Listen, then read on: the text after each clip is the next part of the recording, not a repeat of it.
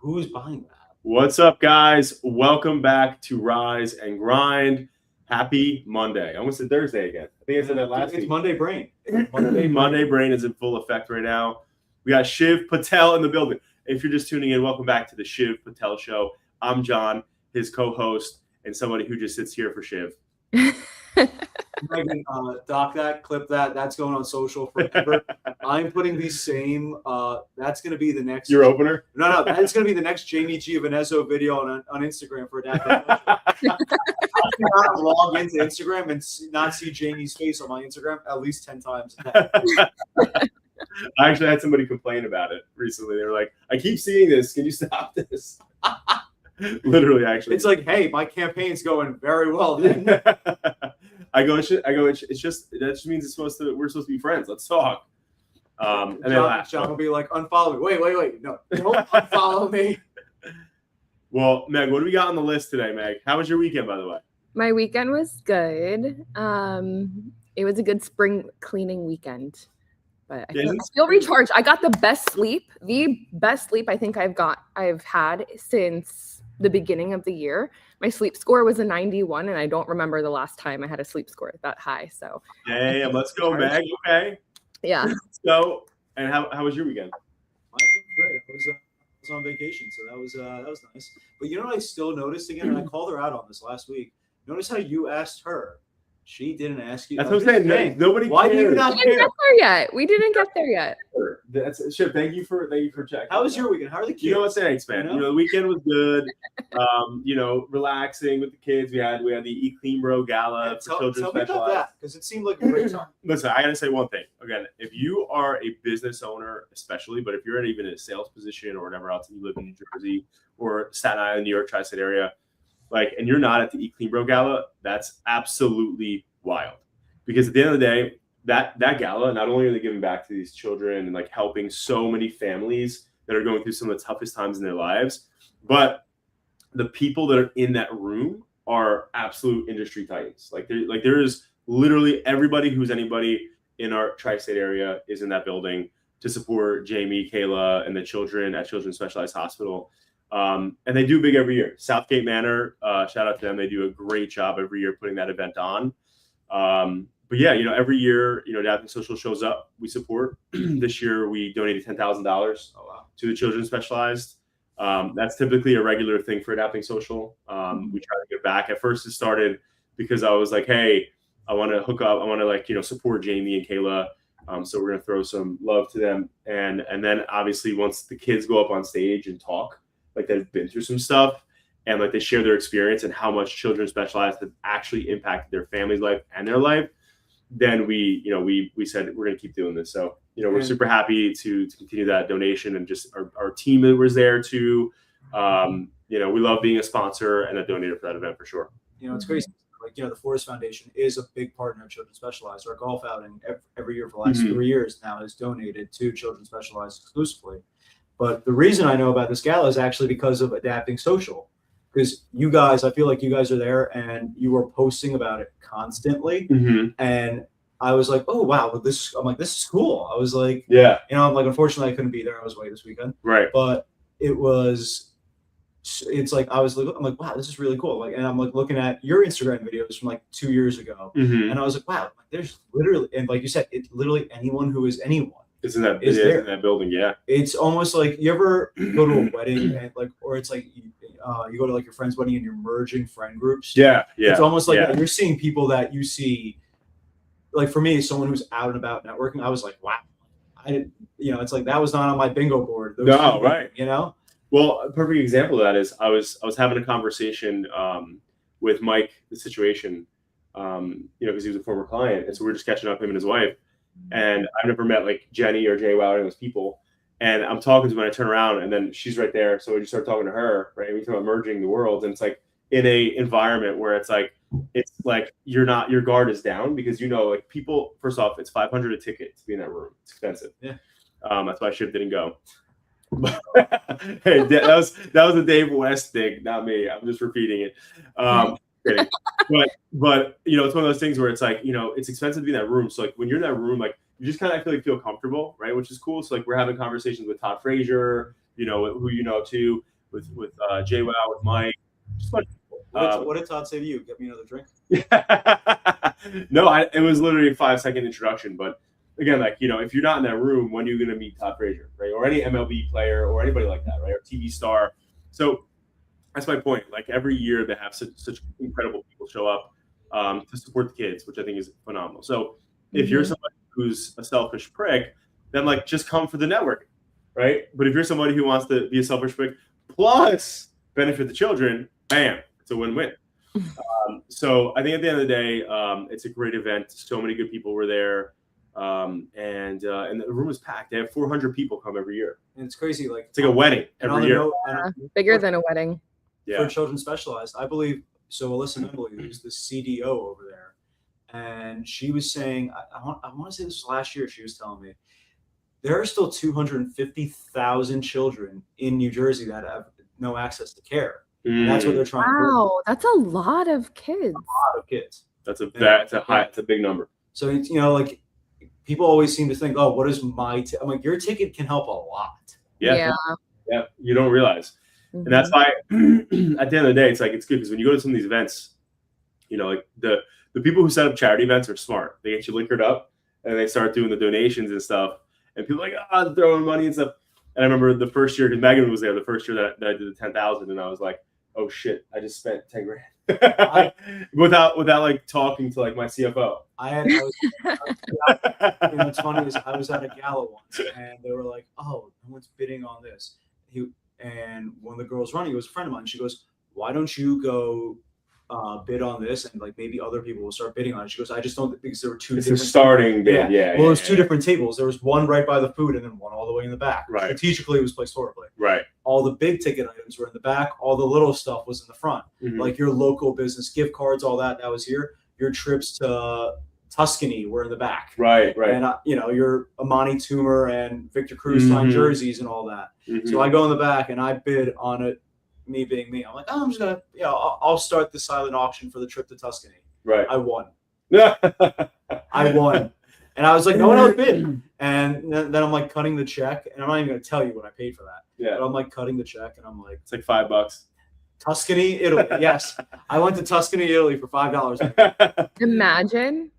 But you know what though? What I realized though too, Meg, is that next year, because there was a whole like all inclusive trip to Costa Rica that somebody for $4,000. They bid like $4,000 on it, and I was like, I should have dropped the 10 G's on that. It's literally the same thing, right? Like, there's no difference. Yeah. I mean, that is true. It still goes back to. It goes back to the kids. I mean, it's already donated. It's a donated vacation. So like. Oh, John, we're doing that next year. Executive trip. I thought about that on the way home because obviously, like every time I hear a great story from one of these awesome and beautiful kids, like Izzy's story was amazing. Oh, it was incredible. Yeah, it was such an incredible story. And it's always like obviously it's 1,000% for the kids, right? So it's like knowing that like that $10,000 is going to go help that hospital do so many impactful things. Like, we're definitely going to do that all the time. But to get a vacation for free on top of it, I mean, like, come on, that's a win. Yeah. They also auctioned up a Rolex. Oh. It was like a Black Submariner, like whatever, but. Even that, I mean, that was more of like I forgot what that was. Like, it wasn't. It was like the Super Bowl grid, how you can put your name on a box. Yeah, it was box, whatever it was. Yeah, like you choose a box and they pull a number, sort of thing. Yeah. What did that eventually sell for? No, it was just you paid if you paid $150. It was like a lottery. Oh wow! So you paid $150 to win a Rolex. Yeah. And the dude, the media share guy, he's at all the events. Tyler, he won it. Oh wow! I met him years ago. Very nice guy. Yeah, he won it. So I was cracking up. But anyway, all right. So what do we got on our agenda over here, Meg? Talk to us. Well, do you guys want to talk about the new Apple products that you were just Jim just bought the roller skates. Yeah, the Apple wheels. Yeah, no, without Is it just to explain this to me? Because are the wheels to just put your computer on wheels and that's it? It's the Mac Studio, right? The one that looks like a desktop. I think it's the one where it's the one that looks like it's like metal and it almost looks like you're carrying like a cage around, but it's a CPU. Yeah. And it's 4 titanium wheels that attach to the bottom. And so you could roll it around. It's great. And then you See, look at on the my wheels, side, it says a Mac Pro, which is, so that's what you're talking about, the big. but the wheels, those 4 titanium wheels, cost $700. Oh, yeah, that's. And I'm Also, like, where are we taking this from room to room? Why I got to move it around like that? Well, I mean, listen, functionality wise, when I think about it, like when you think about our production studio, like for people who are shooting on different sides of the room and like you need to bring the computer or like the whole thing and set up it in different places. I don't know if that's what that's for, but like the only logical thing I can think about is why the hell would you put a Mac on roller skates? Like it doesn't make sense otherwise. Also, like, how heavy is this thing that I can't carry it? Right. I guess at that point it's more of an inconvenience. You know, are you able to cast it, Megan? Yeah, let me pull it up. Hold on. For the viewers out there, Mac came up with like pretty much roller skates for a MacBook. And people are just going nuts over it. It's like Apple, and they charge like it's like this crazy price, I believe. So let's see. Yeah, $700 for these 4 wheels. And it's really just put your Mac Pro on wheels. Well, you know what's crazy too is that it, like, I'm like thinking about this, and this entire the display for that same computer starts at $1,500. I'm like, a monitor? It's $1,500. Yeah. The wheels are almost half the price. but like the thing about this, the wheels are $700, but they just came out with a $500 MacBook. That's Yeah, true. that Yeah. is true. They dropped it last week. So fucking Steve probably got his first Apple product. Tim Cook fucking got shit right in the feels. He was like, You know what pissed me off? Because I did get the new MacBook. Just ordered the new MacBook. you ordered it? And how much was that? Like $1,200, $1,300? I got the upgraded one. Like a little, I upgraded the storage a little bit. Because The site you go on? no, I don't want to bash you live on air. No. My own videos now. I didn't buy that package from Adapting Social. I just bought the film package. They said extra $200 a month, $200 a month to edit. I was like, nah, I'm good. The No, Patel that was 2,000. oh. Well, for anyone watching, Adapting Social is doing a buy 1 month, get 6 months free right now. You should definitely click on his personal Instagram. But Gosh. the new MacBook Air. But the MacBook Neo apparently is touchscreen, while the Air and Pro still aren't. Oh, the Neo's touchscreen? Apparently. What? Oh, see, I haven't seen that, but I did just see a laptop that you can touch it to swipe, but it swipes between an Apple software and a PC software. So you can go back and forth, which is really interesting.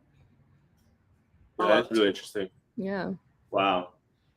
I feel like people who are developers, like if you're a web designer or a coder and you're working a lot within both, like then that's useful. Otherwise, I don't know. I don't know why you need to go back and forth.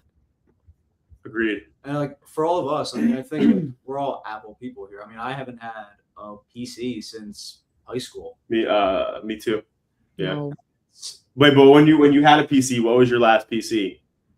I had What like brand? HP. Yeah, mine was HP too. I was Dell. Wow. Dell. I had a Dell laptop, but my last PC was an HP, like all in one. And those were like newer at the time. Mm-hmm. And it was like, I was like, wow, this is just like a shittier iMac. But you know what? That just goes to show you, though, anytime I think about Apple versus PC or Android, it always just goes to show me how big the marketplace truly is. Because when you think about the fact that Google is a thriving device business and hardware business, as well as obviously a software business, and like I don't know anybody who has a Droid. So it's like the thought of the fact that like they're thriving and doing so well, it just goes to show you how like big the market is, right? Like outside of it, you know, in your own circles. Well, I'll tell you what, like I have a lot of friends, especially in the city, that work in, you know, private equity, consulting, or Drugs. Pharmaceuticals, yes. Yes, there we go. There's the right word for There it. you go. Street But pharmacies. A lot of these companies don't hand out, you know, like I feel like they still work on Windows, which you think At scale, like most people think that I'm a total idiot for how many team members we have, and everybody has Macs. And because it's like way more economical to have a PC, like way more, not even funny. But how like much more to it me, is. it's like We're I feel switching, like- Meg. I feel like your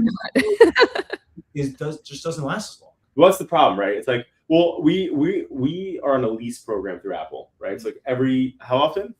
I don't know. I feel like every 3, 4. I don't Yes, know. 3 or 4 years, we return them and they send us the new ones. But like, so when you think about it, like at the end of the day, it's like with even PCs, like people will still buy these PCs. I'm sorry, they'll lease them even, but they're just so much cheaper, right? Like where like for us, it's like it could be $100 per laptop for the 4-year lease per month. Where if I did it with PC, even like the best PC, it's like nowhere near $50 a month. So at scale, like if you're a Target or if you're a TD Bank or if you're these other major corporations, like it doesn't make sense, right? To have thousands and thousands and thousands of Macs, I guess because it's just so much more expensive. But my whole thing is because obviously we're a digital-based business, we're managing clients, profiles and brands and stuff like that. Like PCs, you have to have antivirus software on them. Like you have to have all this extra stuff. Where with Mac, like you don't even worry about that because it's too expensive for these hackers and these random places in the world to get Macs to know how to penetrate the system. That's why PCs are always getting hacked because these hackers all over the world, they can afford PCs and they learn how to hack PC versus actually being able to integrate and understand Mac. It's expensive to do.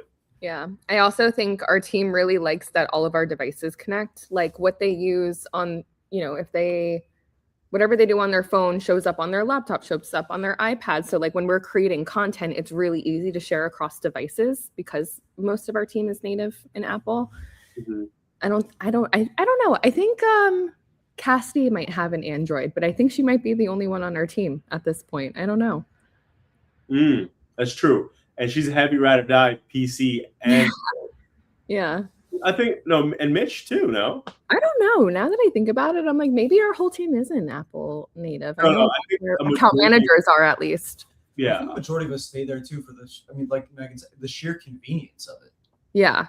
This was the closest I ever came this past 2 weeks when I was looking for a new computer, and I almost got like the Lenovo ThinkPad yeah. And I was like, seems like a great computer. And it's actually funny because most of the people at Fortis, I was actually thinking about it the other day.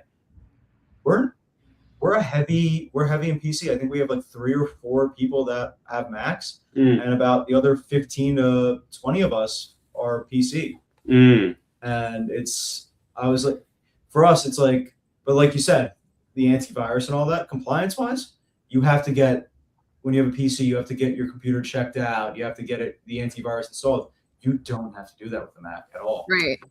Right.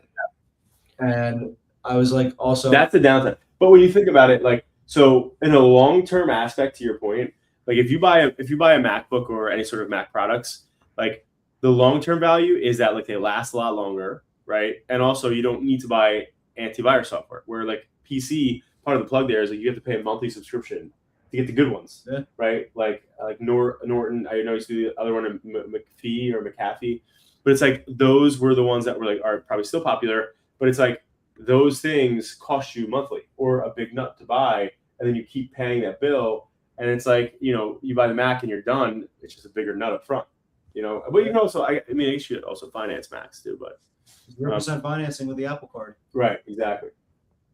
So what else we got, Meg? All right, I'm going to go through some tech topics and we'll go back to more of a fun one.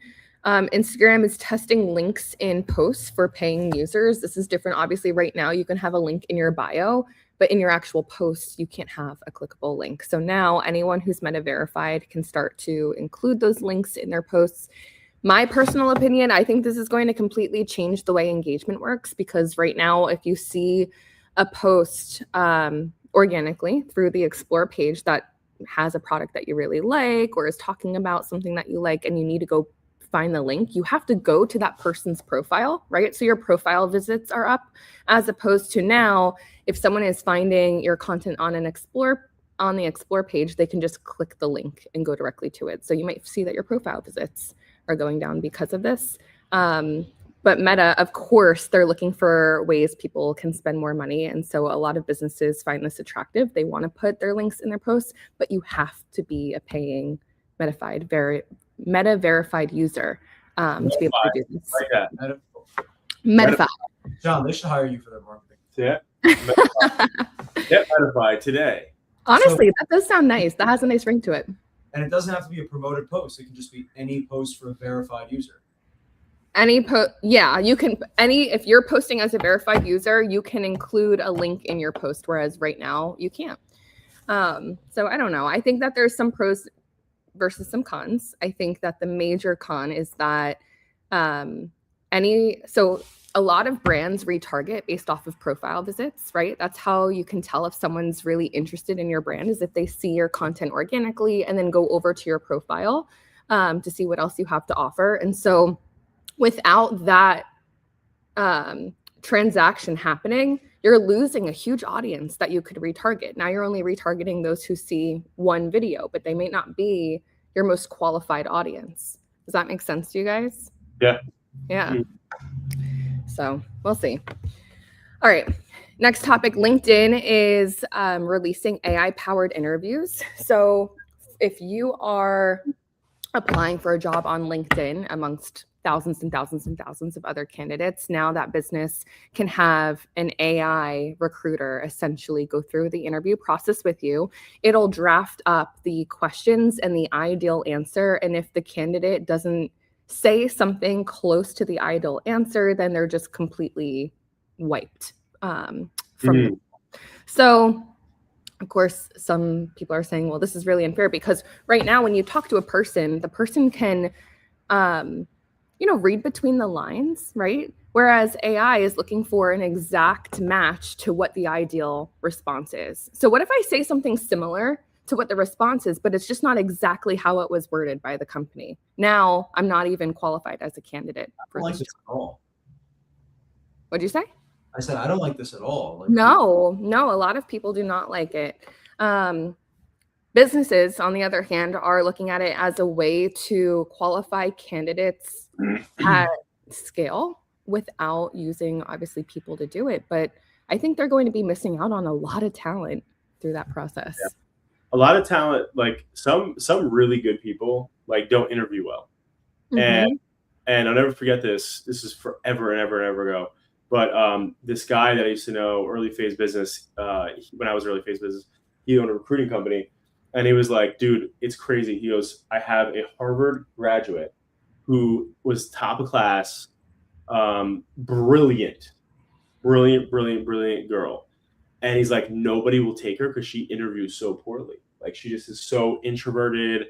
Like, she's not good at answering the questions. She's very methodically thought out. So she's not going to like give you an answer right away. She's to think about it. And anyway, so like, but he's like, I can't get her placed. Like, it's like so hard to replace. But like on paper, everyone's like, I want to interview her. And so it just makes me think, like, for people out there who, could be top of class or like really good at what they do, but like just aren't good at interviewing. And then now knowing, right? Because with AI, the only thing is like, when they say the proof is in the numbers, AI is a numerical and like data-driven system. So like, if you say something wrong, like if you're talking to a person, you can kind of recalibrate and be like, oh, sorry about that. Like, my dog walked in, or like, sorry, I had a tough morning. But like in this world with an AI, now the pressure is like, I don't feel like there's margin for error.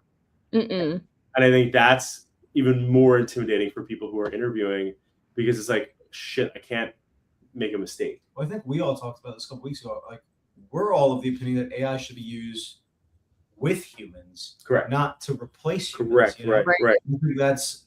I think it's a great tool to have, like maybe when you're sitting with HR can go back and look at AI's notes as well. And maybe see something they missed, but I don't think it should, it should be the be all end all, that should not be this line of defense or, the first barrier to get through. Exactly. And that's the problem. It's like, we don't understand like the way that this is going to, like, theoretically, we think about what could go, wrong with AI taking over this stuff.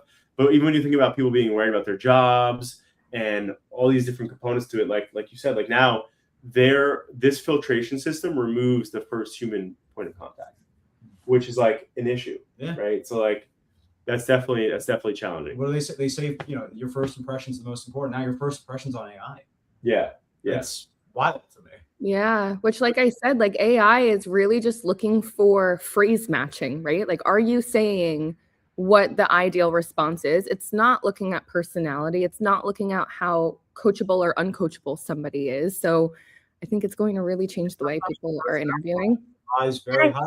Sometimes personality hires become CMOs. It's insane. You're not wrong. You're not wrong. But we're gonna say, Meg. I don't remember. She's like, Shiv caught me fucking dead on there. I'm just kidding. I'm just kidding. But at the end of the day, it's one of these things where it's like LinkedIn. Everything in the world, I believe, has an expansion and contraction ability, and this AI world that we're in right now, it's in expansion mode. And I think at the end of the day, everyone's just trying to like throw shit at the wall to see what they can do. Like, okay, cool, LinkedIn's gonna have this feature, and it's not gonna be until somebody gets like horribly like they didn't get the job and they needed the job and they're sensitive enough to go crazy about it, and then they're going to bring down like try to get LinkedIn canceled because of the AI, or something of that nature. Like, have you been on LinkedIn these days and you're like, you just like, you read the post and you're like, this is the most self-serving, indulgent bullshit. Like, it could be my kid scored a goal in soccer this weekend. This is what it taught me about B2B sales. And it's not exactly that, but it's pretty much it. Yeah, that is pretty spot on. It's so funny. I feel slimy every time I post on because of what like people complain about Instagram influencers, and I have no problem with that because I think it's like, listen, I find half my outfits through Instagram influencers. But like LinkedIn influencers might single-handedly be the worst thing on the planet. Yeah. We're gonna make you a LinkedIn influencer. That's how you're gonna get some That's the goal, Shiv. But we're gonna get Shiv's vest for free now once you get him famous. Oh, like my shoes, by the way, are Aldo. That's how I get free shit, right? At Aldo. Yeah. But at the end of the day, it's like LinkedIn. It's funny that you said that, man, because like people are trying to get creative. And a couple years back, like I respected those things where it's like you saw the kid angle, where it was like, all right, cool, like that person's kid scored a goal and it motivated them, right? Like that made them about B2B sales. But like, you're right, it's fatigue now. Like it's like it's tired. Like it's like you don't want to see some like person out there talk about something that's like completely unrelated to like business, right? Where it's like I get it, trying hard, sports effort, but at the same time, I almost feel like we got to go back to like the way of people just being straight up on LinkedIn, like be a human. Yeah, be a human. Yeah, not like I feel like the thing I don't relate to anyone on LinkedIn. That's why like it doesn't like I'm not like I don't watch. I don't have kids, but like I don't when I see something that inspires me, I don't go ahead and try to relate it to my job. I just do it. I don't write it down. I don't need to do that. Right. And it's one of those things where it's like, and also it's not two things that are completely unrelated, Mm-hmm. And it's like, if you scroll down LinkedIn, like I think like 2 minutes is enough and you're like, all right, like this is, and it's one of those things that in my business, it works actually very, very well because who's on LinkedIn?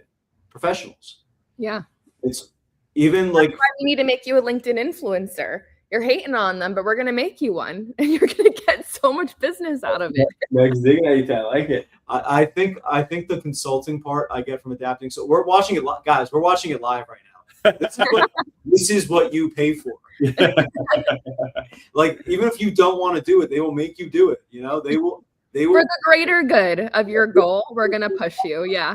Saying that positive, they're gonna make you get comfortable being uncomfortable. Yeah. 100%. That's the one thing, and that's like the one thing I think I told John about this. I know I'm diving off subject a little bit here, but I said, why are like the one I was so hesitant to jump on social media before this because I like, and then I thought like, what do I care? Like, who's someone from high school 15 years ago is going to judge me? Yeah, like cool. They're not paying your bills. Exactly. One of the things though too, when you think about social media, and like the one thing with you specifically, like obviously like Shiv, you're constantly networking, you're out there, you're meeting people, you've been doing this for a long time, you work with pretty solid people, and like you have this book of contacts. Yeah, exactly. And it's like one of those things where it's like when anybody that's watching, like if you do in your business, like, or you're constantly networking, one of the benefits to that is people seeing your network, right? Like seeing that you rub shoulders with certain people, seeing behind the scenes, seeing that you're constantly working constantly out there, constantly moving, right? Like, so when people see momentum, they're like, damn, all right, that person's moving. Like, if I'm thinking about that service or product that you provide, I want to work with that person. They're constantly doing it. It's all they do. They're out in that market. And so I think that's why a lot of people, they like, and I would say, like, you're somebody who, and I think the majority of people are in the same boat as you, or in the same camp as you, where they're like, I don't want to be on social media, like posting my life. Like, that's not other people's business, or like, I just don't have the time, or don't want to do it. Where like, it needs to be looked at like this is an actual part of your sales, right? Like, when people look at social media, like, hey, this can bring in serious attention and revenue to me, like, they take it a little bit differently. And that's why, like, that's the one thing, like, if you look at other marketing agencies, right, like around just the US period, like, so many agencies, like, they're not running any ads, right? They don't have any marketing out there. Like, they're not doing the things that they're selling, right? And most of them don't even really post that frequently, which is crazy, right? Yeah. And with Adapting Social, one of the things that from day one I was focused on was like, hey, I don't want to ever be the cobbler with shitty shoes, right? Like, how would that make us look, right? So, like, we've always invested in social media. We've always invested in media content. We've always invested always invested in ads. Like, we spend, high six figures a month in our own marketing, our own ads, and our own billboards, and all these other things, because we put our money where our mouth is. We do it. We're not just talking about it. And you guys recently just filmed my networking event a couple weeks back. Yeah. And it was crazy. We had a little over 50 people there, and everyone's looking at Rob. Rob's filming, and everyone's looking at him, and they're like, wow, this is being done so professionally. Mm-hmm. Like, when we were Rob setting everyone up to, like, he would literally, like, the way he was doing it, like, just going around, you wouldn't even know he was there. Right. And it's making people comfortable. Yeah, it's very hard not to notice Rob. Right. But right. Everyone's like, wow, it's being done so professionally. When he was filming, when we were doing interviews, which, that content will be out shortly. Yep. The way he was guiding me through it and all that, people saw that. The people I was interviewing, and I had 2 or 3 people the next day, people I put you in group chats with, where they were like, who are they? Right. They're like, we'd love to talk to them. Yeah. And it's a simple matter of, like, just showing you're professional, showing, right. It's like, what is it? Leading by example there. Mm-hmm. And every bit of content you guys put out is beautiful. Everything's done amazing. Everything's done so professionally that why aren't, like, I found out about this event actually because Megan was speaking at an event that I think we co-sponsor this event. Which one? Shout out Ed Stulak if you're watching. The one in, like, Floor and Park. Yeah. But like, also, like, before I was, like, looking at the Instagram, I'm like, dude, this content's amazing. Yeah. How would I not? I'm like, and then, like, you look at the brands that you work with, and I'm like, it's like, it's a no-brainer. Yeah, dude. And, listen, like, and I really appreciate that. Thank you, man. At the end of the day, we got that recorded, Megan, right? All those positive things. I love it, Meg. Let's go. But at the end of the day, it's one of those things where it's like, I think that's why, because, like, I think 2 things from that, right? Like, when you are people, for the most part, like, we've had some of our followers that have followed Adapting Social since the very beginning, right? And, like, they'll post content, or they'll talk about certain things, and they'll say, like, oh, I love seeing you guys grow over the years and stuff like that. And I think that's the key, is, like, just being super transparent. Because, like, we weren't always that company, though. Like, we had to learn. We had to go through some real, like, tough stuff to become that company, right? Like, when obviously, like, this year we just won Ad Age 2026 best places to work in the top 10 out of 1,000 agencies, and it's like, we weren't always that company that would ever get that award a couple of years ago. It's like, so, like, but in order to get to that place in your career, I think it's a disservice to you and to anybody watching to not have your journey out there, so people are following and can pinpoint back to being like, damn. And I remember I'll never forget this, one of my first groups I ever joined was Le Tip back in the day. That's where I met Sal Venturi and all those guys. And I still talk to all those dudes, and I'll never forget this, because, like, pretty much at the time, there's probably like 5 people in that group that I still communicate with, our clients still, like, very active and stuff. But one of them was this pest control guy, Marco. And so this is probably, the tip probably was like I think it was like 2013 or 2012. Wow, okay. Like, that long ago. And And this one dude I haven't seen in a long time, right? But I just moved to that house and wall, right? And it's a significantly bigger home than I had before that. And so he came and he was like, "Oh," because the last time he saw me was in La Tip, and I was like, just pretty much early phase. So he was like, "Dude, what the fuck? Like, this is crazy."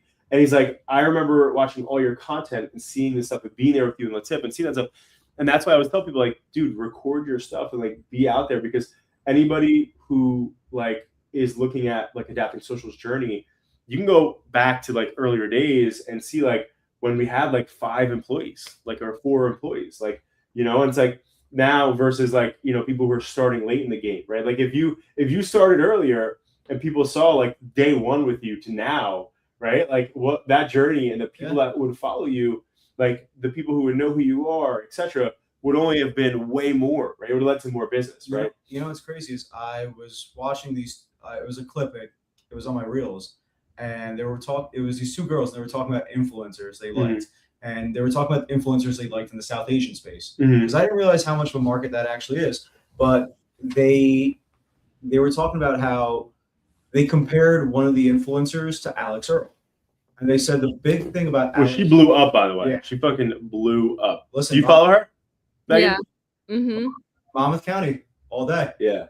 But they were saying the one thing they liked about Alex Earl compared to like some of these South Asian influencers they follow is when they got too big, they forgot who they were. Whereas where they came from. Yeah.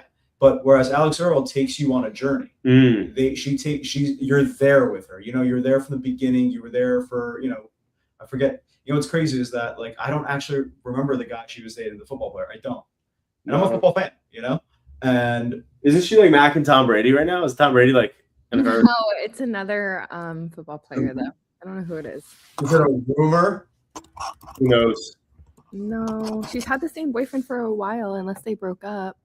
Remember when the show? They did, I guess. I don't know. His name was Braxton though, way back when. Damn. So Megan doesn't really follow her. There's no. Well, yeah, we won't get into just kidding. But apparently that was like the selling point. It's like they're taking you on the journey with them. You know, you're there for the ride. Follow me. Yeah, you can follow me. And you know, you get to see, and like now you're invested. Like you're saying, you're invested in their story. You're like, oh, what's going to happen next? Where does this go from here? You know, and listen, like like Alex Earl is, for anyone living in New Jersey, you've heard of Earl Construction. You know.